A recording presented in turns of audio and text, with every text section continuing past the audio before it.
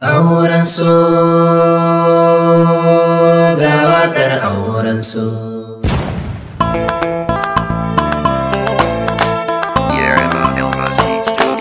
Ina na ye, aye yare ina na ye an yi aure.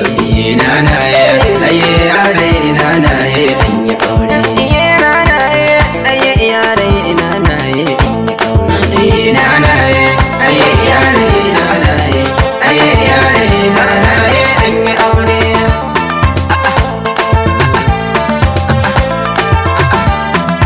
Auren su.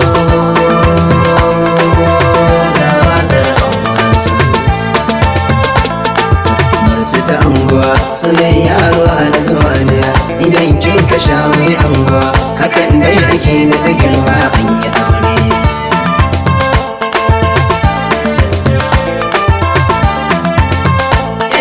Idan kin sauka amarya a zauna daidai biyayya ki wa mijinki ba ma so a cikin saba ke amarya.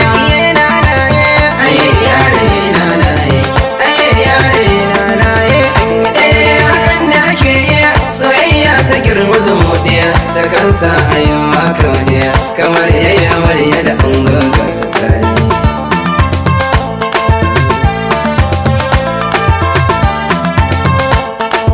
Yau mun taruwa kallo na wata gazara amarya da an goza waniya kaushi na ta yin zagawa ga amarya.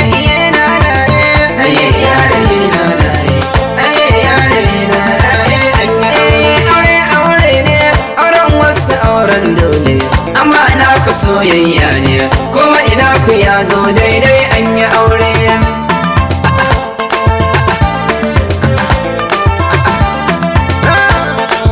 Ina na ye, aye yare ina na ye an yi aure. Ina na ye, aye yare ina na ye an yi aure.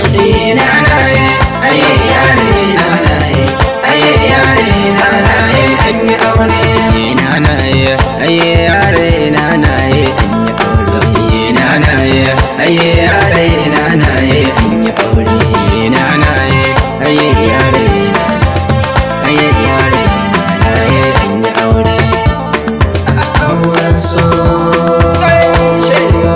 ga waƙar auren su, ga waƙar auren soyayya ta.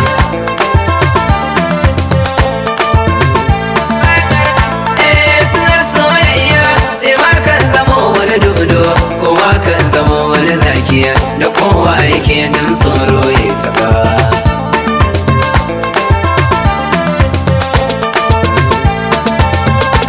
Hakanan kan ƙauna sai ma kan zama wani gata ko kan zama wani haske wannan wanda kowa ke so ya taɓuwa.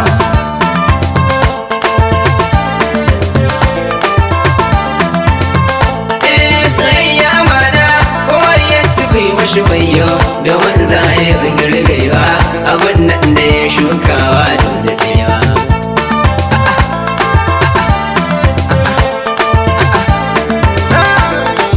Taro kwambai samari mai wa kirgawa sannan mai wa aikawa mace ga sadakin aure yau a miƙa.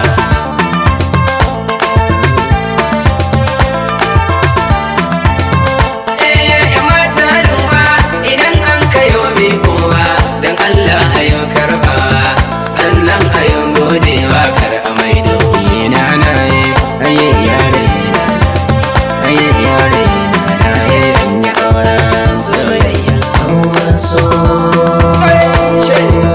ga waƙar auren su, ga